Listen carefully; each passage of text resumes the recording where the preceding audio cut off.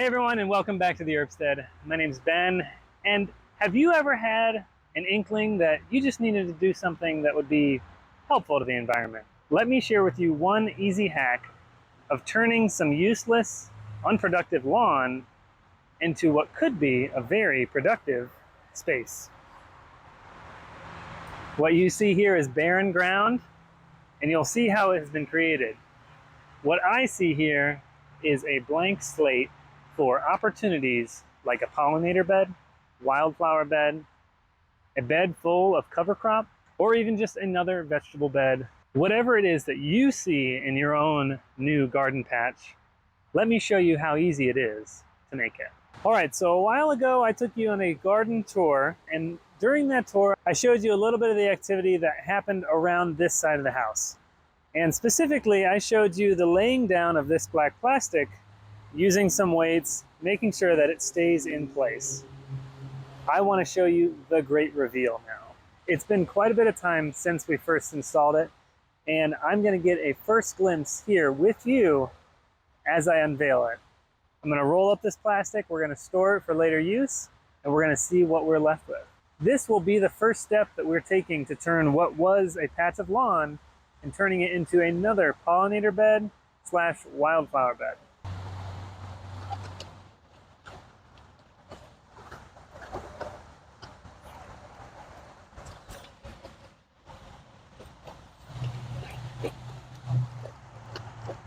So already we're able to get a glimpse of exactly what we were hoping to see.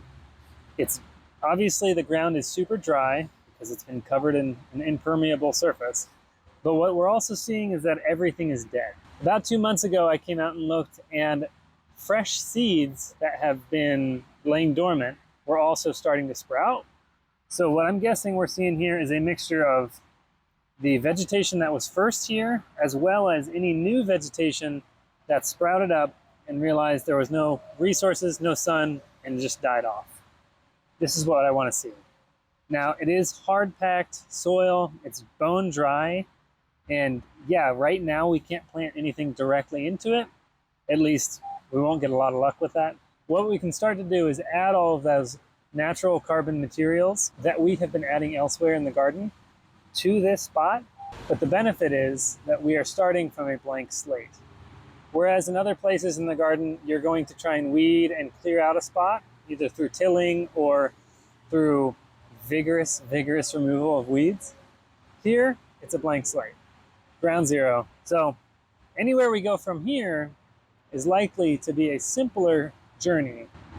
So if you have a spot in your yard that is just covered with lawn, and as we all know, lawn is not actually super beneficial for environmental and setting up of ecosystems for microbe life or even bugs and animal life, you can do this. This is a quick and easy way to change your landscape into something that's a little less weed-ridden than the traditional method.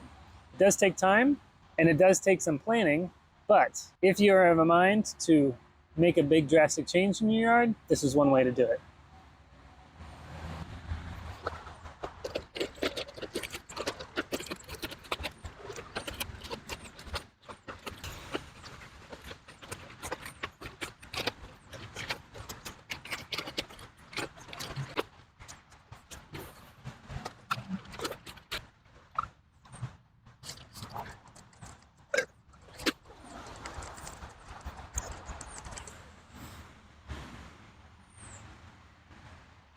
And there it is, a quick and easy way that takes very little effort on your part and will get you the end result of a blank slate. Obviously, you might be thinking, well, what about the grass on either side and the weeds on either side? That's definitely part of the issue.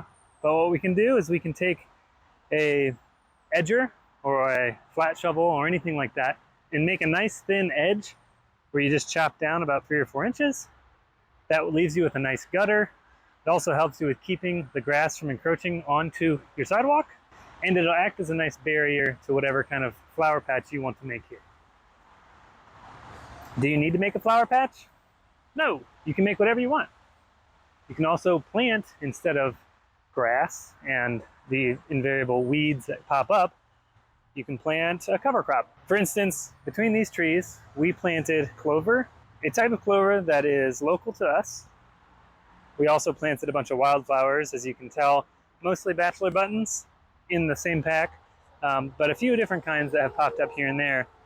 And what this is doing, as opposed to just grass or ivy or lawn or whatever sort of growth that you have, this is doing nitrogen fixation for the trees in the area, which is really nice. So these are acting as a natural sense of fertilizer for the trees, getting better water infiltration in those areas, and all around trying to support this local ecosystem rather than just look pretty. There are some places in our country here that already have felt the issues of drought on a pretty massive scale, and they're already cutting back on water usage for private use, like lawns. And this is a small way, but this is one way that you can make a difference in your own lawn by maybe modifying what it's used for. So, of course, everyone knows, save the bees, save the pollinators. Maybe that's a little political, but for the most part, there is some realness to it. It is important that we make spaces in our lives for natural ecosystems to work and flourish. And this is one way that you can do that, by removing some of the space that should be lawn or should look like everything else, and giving some space for the environment around us. Yeah, we're in the middle of a city, but we also have monarchs that come through our town on the way through their migration, which is great. And they'll not stop anywhere if it's totally covered in lawn. So that's an example. We have bees, so obviously any sort of extra plants here that we can add for more pollination is going to be more honey for us and healthier bee colony. And really the list of reasons for creating something like this is as long as you are creative. You can come up with a bunch of different reasons why you would want to do this. There's even the possibility that you don't want to just walk on grass anymore, and instead you want to walk on something soft like clover or literally anything else. Our yard is a little different than others. The grass that I'm talking about is largely ivy vines, some really coarse, thick grass, plantain of broadleaf and narrowleaf varieties, and some other sorts of clover that are just less appealing and grow super tall, which is also unappealing. So I'm pretty jaded, and I'm probably pretty biased on terms of having grass in my lawn, but I would argue that grass is great on a golf course, well maintained. Everywhere else, it's kind of useless. Heck, even most weeds you can eat and survive off of in some aspect. Grass has nothing, no nutritional value. It's not the norm. Obviously, there's still sentiments that people don't like tall grass in their yard, and it looks normal to have a lawn that's made of grass. Well, as you can see, nothing here looks normal. We've never subscribed to that at this house, and we don't really plan to. And this is just one more of those initiatives. Eventually I'll clean this up. We'll get this totally covered in compost. We'll get it looking better than it is now. And we're gonna just throw wildflower seeds into it. And whatever else we have. Sunflower seeds. We're gonna make a giant row of it too. And it's gonna look great. It's gonna look way better than grass. And it's gonna be doing something. Not just creating an image. So, go do something. Don't just worry about how you look. Do something. That's it. That's the easy hack for today. Go out, cover something with black plastic, wait a few months, and make a garden bed there.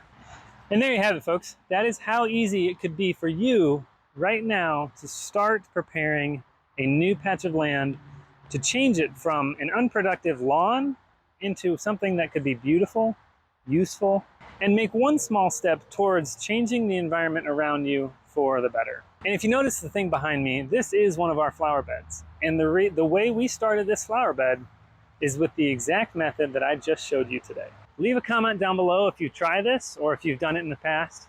Like and subscribe and follow us for more handy tips for ways that you yourself can make these little changes in your lives that may seem small, but in the grand scheme, they start to affect positive change. Thank you for coming, and as always, grow on.